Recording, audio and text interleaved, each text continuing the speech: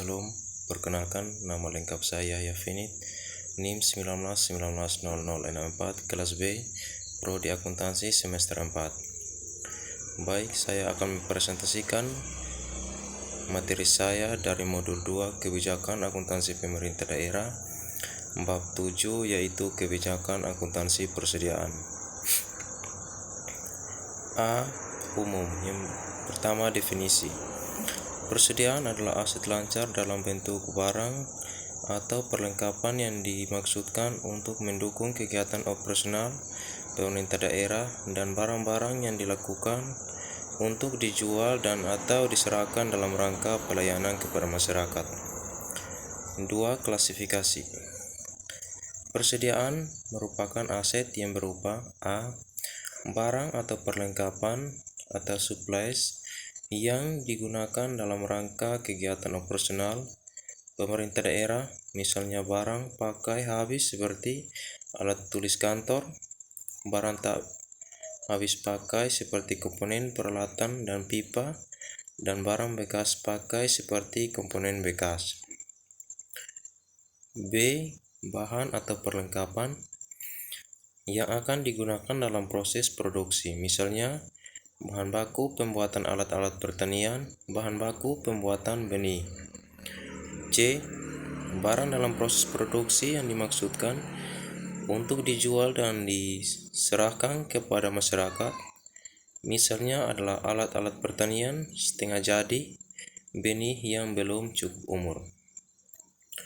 D. Barang yang disimpan untuk dijual dan diserahkan kepada masyarakat dalam rangka kegiatan pemerintahan, misalnya adalah hewan dan bibit tanaman untuk dijual atau diserahkan kepada masyarakat.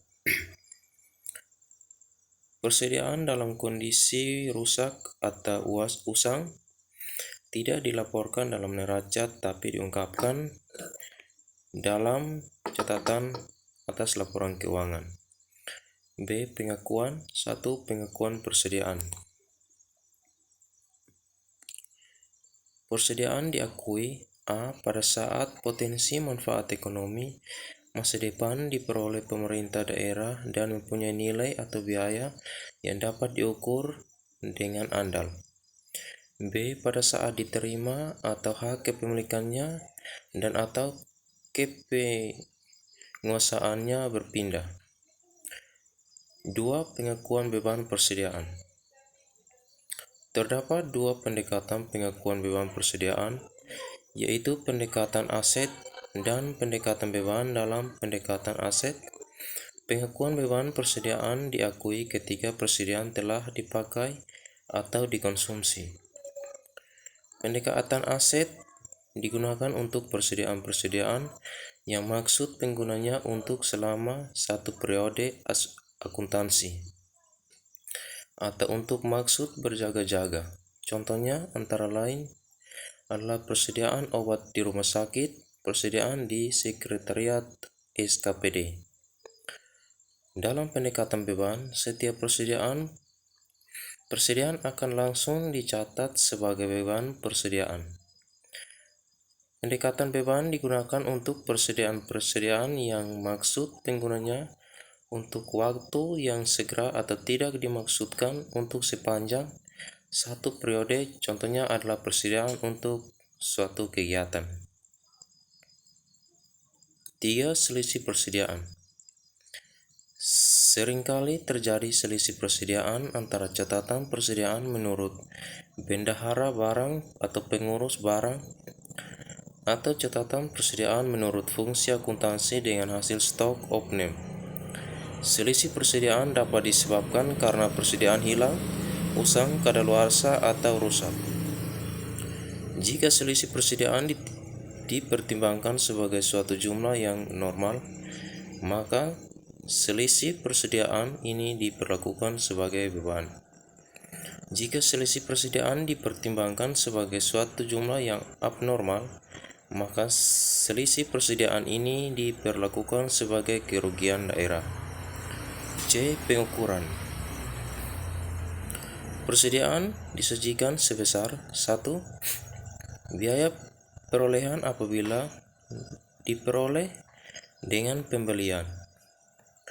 Biaya perolehan persediaan meliputi harga pembelian, biaya pengangkutan, biaya penanganan, dan biaya lainnya yang segera langsung dapat dibebankan pada perolehan persediaan. Potongan harga, raba, dan lainnya yang serupa mengurangi biaya perolehan. 2. Harga pokok produksi apabila diperoleh dengan memproduksi sendiri. Harga pokok produksi persediaan meliputi biaya langsung yang terkait dengan persediaan yang diproduksi dan biaya tidak langsung yang dialokasikan secara sistematis. Yang ketiga, nilai wajar apabila diperoleh dengan cara lainnya seperti donasi.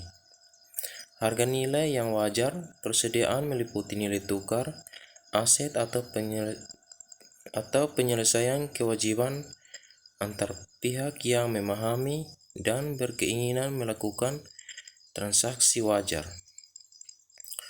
Persediaan hewan dan tanaman yang dikembangbiakan dinilai dengan menggunakan nilai wajar.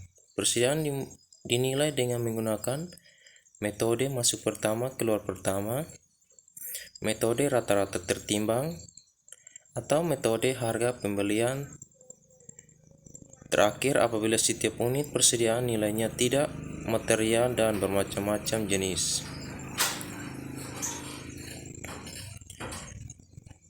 D. Sistem pencatatan persediaan. Persediaan dicatat dengan metode perpetual atau periodik. 1. Metode perpetual. Dalam metode perpetual, fungsi akuntansi selalu mengkinikikan nilai persediaan setiap atau persediaan yang masuk maupun keluar. Metode ini digunakan untuk jenis persediaan yang berkaitan dengan operasional utama di SKPD dan membutuhkan pengendalian yang kuat. Contohnya adalah persediaan obat-obatan di RSUD, persediaan pupuk di Dinas Pertanian, dan lain sebagainya.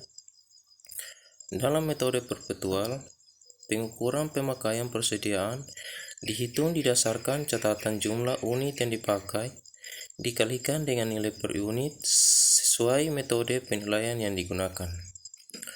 2. Metode periodik.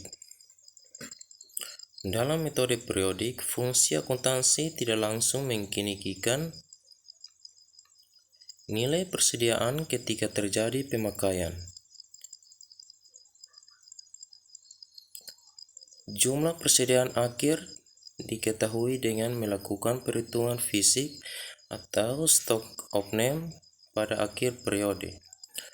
Pada akhir periode, nilai dibuat jurnal penyelesaian untuk mengkinikikan nilai persediaan. Metode ini dapat digunakan untuk persediaan yang sifatnya sebagai pendukung kegiatan SKPD. Contohnya adalah persediaan ATK di sekretariat SKPD. Dalam metode ini, pengukuran pemakaian persediaan dihitung berdasarkan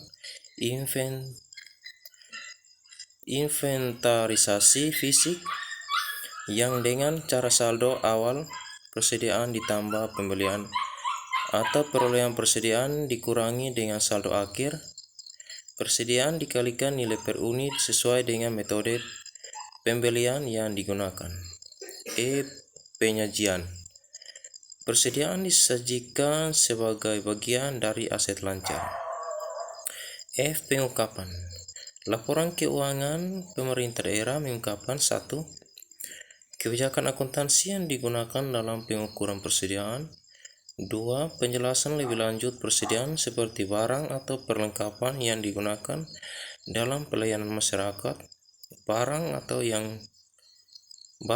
perlengkapan yang digunakan dalam proses produksi, barang yang disimpan untuk dijual atau diserahkan kepada masyarakat, dan barang yang masih dalam proses produksi yang dimaksudkan untuk dijual atau diserahkan kepada masyarakat. Dan yang ketiga, jenis, jumlah, dan nilai persediaan dalam kondisi rusak atau usang.